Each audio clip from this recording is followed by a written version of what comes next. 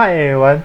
So today we are going to look at the security practices that are provided in GitHub and what we can do in GitHub Actions as well. So as you can see now, there is an alert on the potential security vulnerability in one of my dependency. So this feature is provided by GitHub. It's called Dependabot. If we go to the settings, security and analysis, we can see that there is a Dependabot alerts that can warn us about the vulnerabilities in our dependency. So this feature is very good, and I think because I am using a public repository, so that's why we can look at it later. I will show you more on the GitHub security features, but now let's look at what does the Dependabot tells us. So let's click on view the Dependabot alert. As you can see, it brings us to the security tab, and you can see here there's a Dependabot alert 1, and it's about WebSocket extension. There's a moderate severity tag here. Let's click on it. Yeah, we can see that it's telling us that there's a security issue on this, and we need to update the version, and the details is shown here. Some unclosed string parameters, and yeah, so we should update it.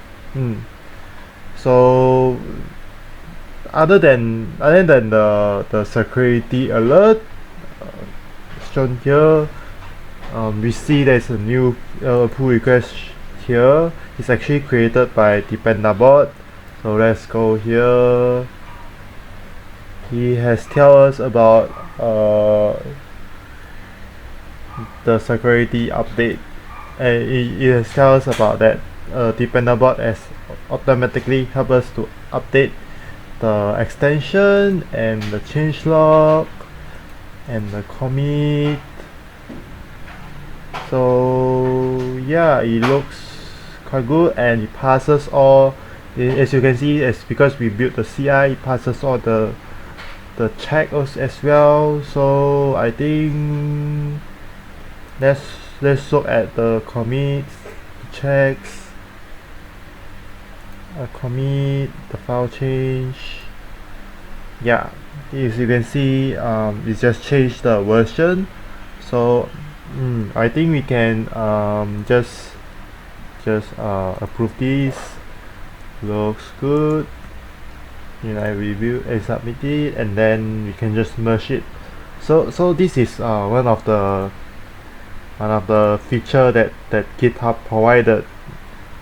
Yeah, so which is good. So because GitHub automatically help us check what is the possible security issue that we have based on our yarn log file, which is the dependencies, the library that we use. Yeah, so let's look at what other security features that the GitHub have. So this is a security features page in the GitHub. As you can see, it can help us to find a security issue in the code, define our own security practices, and yeah, so there are quite a lot of things going on GitHub that help us to check on security and secret scanning as well, and to make sure that we have enhanced good security practices. So yeah, these are the price. If you are interested, you can look at it, but it looks like even if we are using public, we have some good security feature as well, as I've shown to you that I have Dependabot. Yeah, so these are some of the security features that GitHub provided, but and it helps us to identify the the security issue as soon as possible. So now we can look at what we can do more. So we are talking about DevSecOps, right? So we can actually also check the security issue when we are implementing our CI pipeline. So let us just edit the GitHub action workflow file and we search for security, and we can see that there are quite a lot of security scan provided here. There's a white source security scan. I've used white source before. This is good, but I haven't used it in GitHub action before.